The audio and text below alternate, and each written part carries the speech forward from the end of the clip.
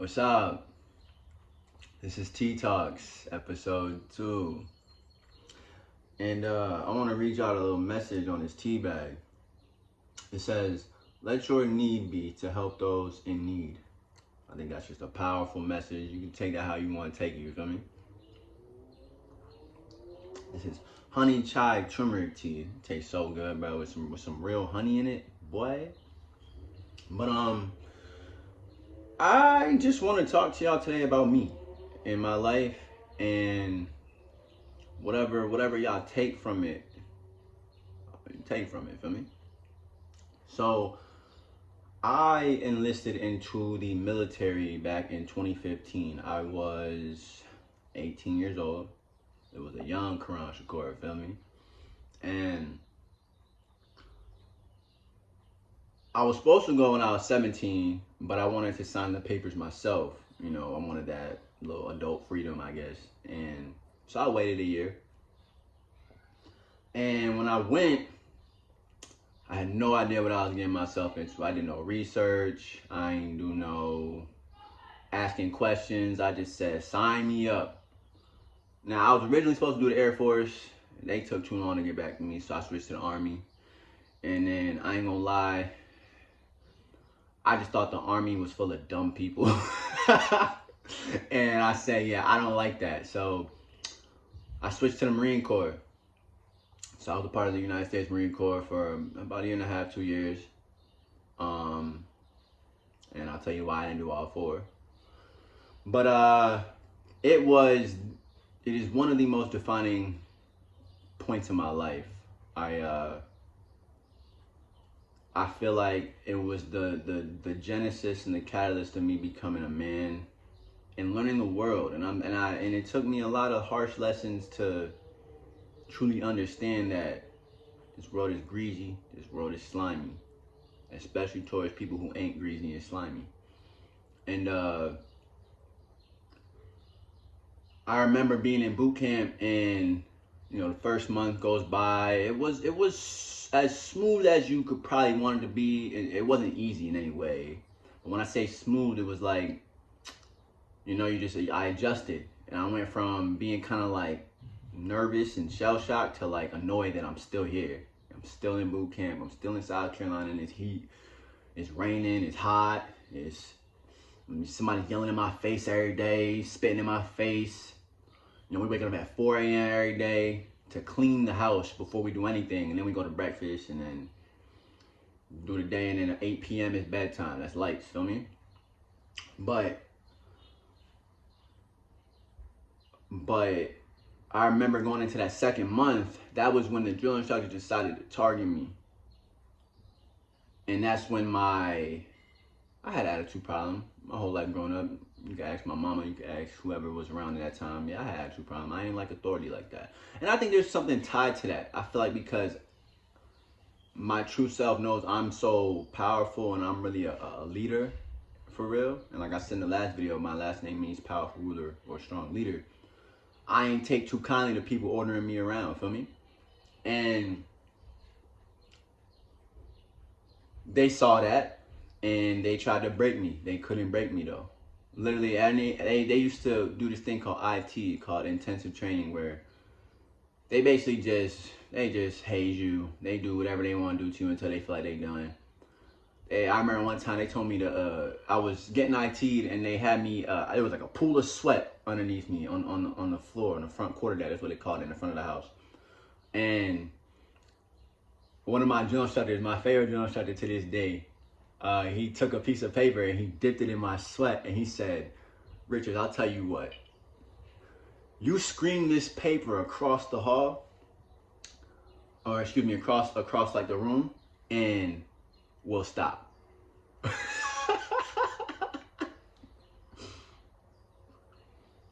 Obviously that didn't happen. But that's just a little taste. I'm telling you, that's just one day. That's just a little section in a day in boot camp. I could be here for days telling y'all the funny things and just the things we went through in boot camp, right? But I remember one of the last weeks there, that same drill instructor, he told me, he was like, you know what, Richard, you're gonna be one of the ones they kick out. you're going to be one of the ones they kick out because your attitude sucks. And I looked at him and I just said, "Aye, sir." He said, "That's all you got to say?" And I said, "Yes, sir." I didn't know what to say. Like, what am I supposed to say to that? And my 18-year-old self is thinking that, like, what am I supposed to say to that? Like, no, they're not going to kick me out, sir. Like, I was trained to not talk back to y'all, so I ain't got nothing to say. And he shook his head and he just went on about his business. And fast forward, I go through combat training, go through my job training. I get stationed in Miramar, San Diego, California. The unit I got the unit I got assigned to was about to go on a deployment. What they called a MEU, M-E-U. What is it, military expedition unit, something like that. And basically I was about to be on a ship for like 8 months. And I said, bro, I just got to California. I ain't never been here. I'm from Connecticut. I'm from the East Coast. I'm from the winter, feel me? I'm in California. I see palm trees in the airport, bro. I'm not trying to go to no boat for 8 months. I'm trying to live my life out here, feel me? And I made that very clear through my attitude. And before that word attitude, Prince David, y'all know my brother, our brother Prince David, he says attitude is altitude. So my attitude is poor, which means my altitude is very much low. And I told him straight up, I don't want to go on this deployment. So they transferred me to a non-deployable unit. But when they did that, they slandered my name OD. They slandered my name.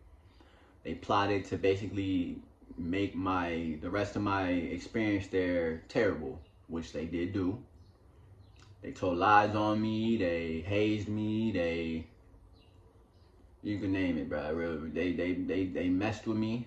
You know, I'm trying to watch my language here, because, you know, when I start talking about the military, it's like that military thing will start coming out, because, like, swear words over there are just words. Like, swear words are not swear words over there. So, like, when you really just adjust to that lifestyle, you just start speaking like them. But I'm no longer there. I'm far removed from that. Like I said, it was like 10 years ago, so. But, I remember my gunnery sergeant. He told me, you know what, Richards, you're gonna get kicked out one day because your attitude is terrible. And he said, you're gonna be living under a bridge and you're gonna be homeless because you don't know how to conduct yourself. Now, when he said that, it wasn't like I was acting a fool, but it was the fact that I wasn't taking too kindly to how these people felt like they could treat me. I stood up for myself. See, they wanted you to be their little doormat and take the disrespect and just say, "Aye, sir, yes, gunnery sergeant, no gunnery sergeant," whatever the case, and just put up with it. Me, that's not how I was raised. My mama ain't raised me that way. I remember when I was like 6, 7 years old, my mama said, she took me to summer camp. She said, "Somebody ever hit you, you hit them back." So, you feel me? Now, over time, I forgot about them lessons, and I forgot about that, and I used to let people walk. I was a doormat for real. So when I got to the military, I said, I'm no longer going to be that.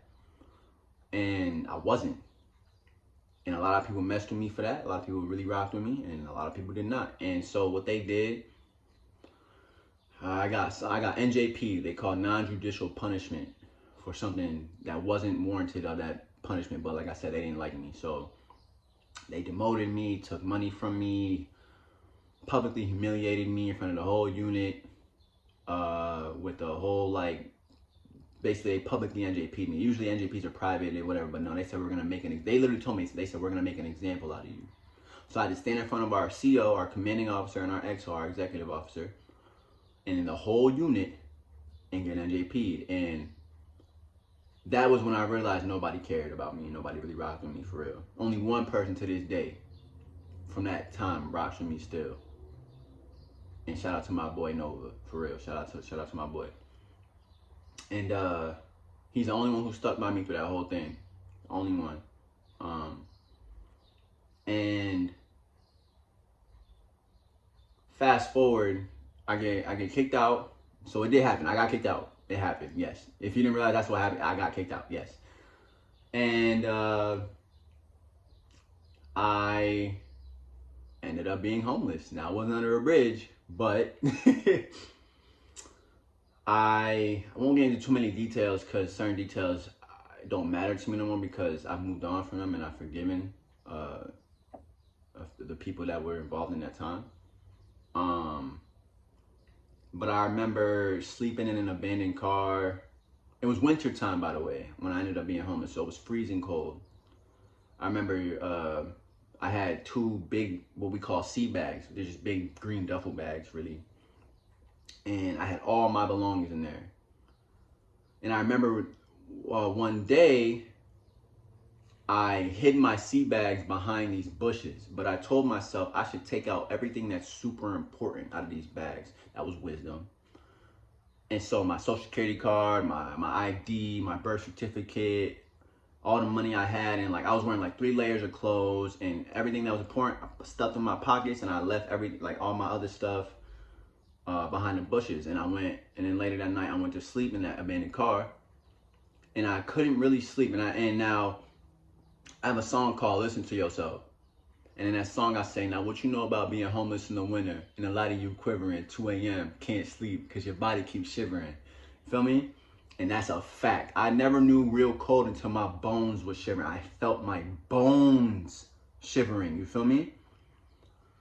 I woke up that next morning, got like maybe a couple hours sleep. Woke up, went to them bushes. My bags were gone. Gone. Everything that I had in my possession, everything that belonged to me was gone, except the thing that was on my person and the clothes on my back. And all I did, I remember I just said, you can't be serious. And I said, well, this is life.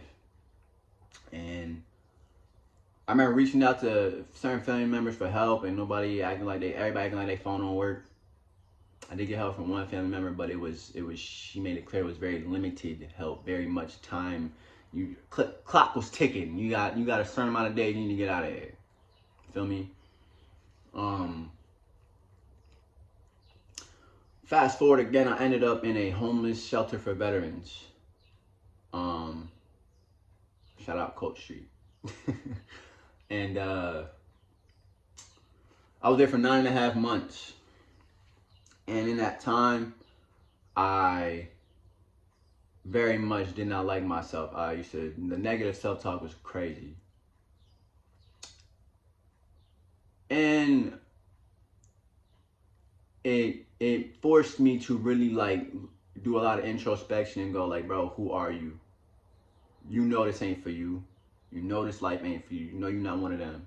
You're not one of these dudes that's destined for this life. You're destined for so much greater. And through that time, throughout all of this, the military, getting kicked out, being homeless, all that, what's the one thing that I always did? Take a guess. I was writing music all the time. I found any reason, any excuse. I used to charge my phone outside of Walmart using outdoor plugs just to keep my phone lit so I could listen to beats and write. I remember I stayed with somebody that was a friend of one of my cousins. Same thing, this restaurant had outdoor outlets, and we used to charge our phone there because he didn't pay his electricity bill. So he purposely didn't pay his electricity bill. He used to buy weed and smoke instead. But I would go to this restaurant like 2 in the morning, 2, 3 in the morning, or like 1 in the morning, midnight, whatever, and charge my phone. And the owner used to always be there, and when he would see us there, he would kick us out. But I wanted to write, and I remember I would wake up at 7 in the morning and go to this driving school that was right across the street, and they would let me charge my phone in there, and they would let me sit there before they started classes, and I would write music. This is real, bruh. I found any reason to do this. This is why I still do this to this day. Like, people don't understand, this is who I am. It's not a day that I could ever fake it. You know? And I say all this to say, it's like in alignment with the last episode. Be your authentic self, no matter what. No matter what. When I made memoirs, when I started making memoirs last year, all them songs, even to this day, are made in a car. There's no studio, there's no professional equipment. It's a car, this very phone I'm recording off of, and these AirPods. That's it. That's all I got. I don't make excuses, though. You feel me? And these same songs people are enjoying to this day.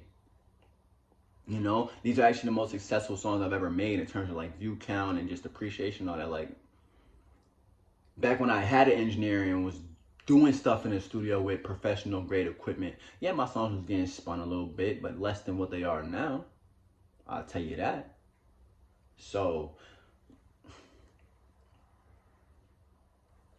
and it's like y'all showing me when I had people helping me, It was fine. I learned a lot. I actually grew a lot as an artist doing that.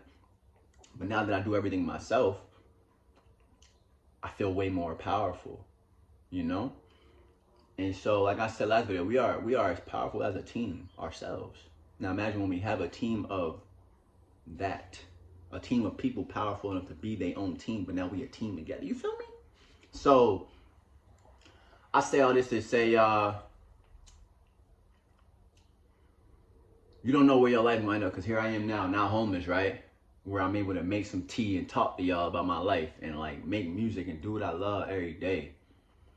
And I just want to say that don't give up on yourself, you know? Don't give up on yourself, because there's a lot of times where I really wanted to give up, but it just was never in me to do so. Whenever that fork in the road came of give up or keep going, I always chose keep going. Or keep going, excuse me. So, shalom, hala Yahweh, Torah Elohai. This has been Tea Talks. I know I ain't gonna drink that much of the tea, but drink some tea today.